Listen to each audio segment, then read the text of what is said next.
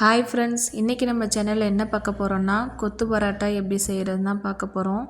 நான் இன்றைக்கி கடையில் தான் நான் 10 பரோட்டா வாங்கினேன். 10 பரோட்டாவுக்கு என்னென்ன எவ்வளோ போடணுங்கிறத நான் சொல்கிறேன், பார்த்துக்கோங்க. ஃபஸ்ட்டு இந்த 10 பரோட்டாவை நல்லா சின்ன சின்னதாக இந்த மாதிரி பிச்சு போட்டுக்கோங்க. நல்லா ரொம்ப சின்னதாக பிச்சு போட்டுக்கோங்க.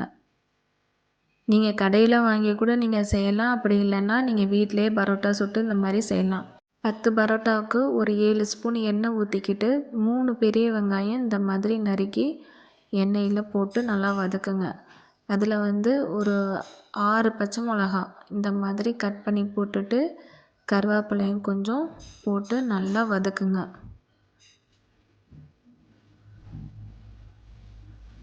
இந்த மாதிரி நல்லா வதங்கினதுக்கப்புறம் 6 மீடியம் சைஸ் தக்காளியை சின்ன சின்னதாக நறுக்கி இந்த மாதிரி அதையும் சேர்த்துக்கோங்க. நீங்கள் மிக்சியில் கூட நீங்கள் அரைச்சி சேர்த்தா இன்னும் சூப்பராக இருக்கும். இன்றைக்கி எனக்கு மிக்சி ரிப்பேர் ஆகிடுச்சு, அதனால் நான் கட் பண்ணி தான் போட்டேன்.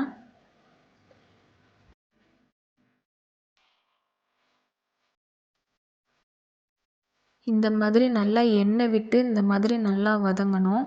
வதங்கினதுக்கப்புறம் 4 முட்டை, 10 பரோட்டாவுக்கு 4 முட்டை போதும். உங்களுக்கு முட்டை ஃப்ளேவர் ரொம்ப பிடிக்குன்னா இன்னும் 1 கூட ஆட் பண்ணிக்கோங்க. 4 முட்டையை உடச்சி ஊற்றி தேவையான அளவு உப்பு சேர்த்துட்டு இந்த மாதிரி ரொம்ப கிண்டணும்னு அவசியம் இல்லை. இந்த மாதிரி லைட்டாக இந்த மாதிரி கிண்டினதுக்கப்புறம் நம்ம பிச்சு வச்சுருந்த பரோட்டாவை அதில் போட்டு சேர்க்கணும். சேர்த்து அடுப்பை நம்ம ரொம்ப சிம்மில் வச்சுக்கோங்க. சிம்மில் வச்சுக்கிட்டு இந்த மாதிரி நல்லா பெரட்டி பெரட்டி விட்டு கிண்டுங்க நல்லா. அந்த மாதிரி கிண்டுனா இந்த மாதிரி முட்டை பரோட்டா ரெடி ஆயிரும் சூப்பராக. இது எங்கள் ஊர் ஸ்டைலில் நாங்கள் செய்கிற முட்டை பரோட்டா. நீங்களும் ஒரு டைம் இந்த மாதிரி செஞ்சு பாருங்கள், செம்ம சூப்பராக இருக்கும்.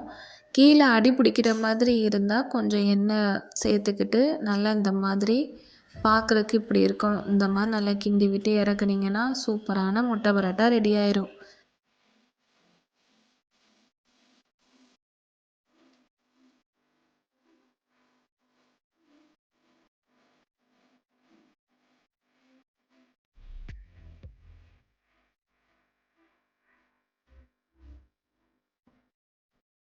இந்த கொத்து பரோட்டா உங்களுக்கு பிடிச்சிருந்தா மறக்காமல் சப்ஸ்கிரைப் பண்ணுங்கள்.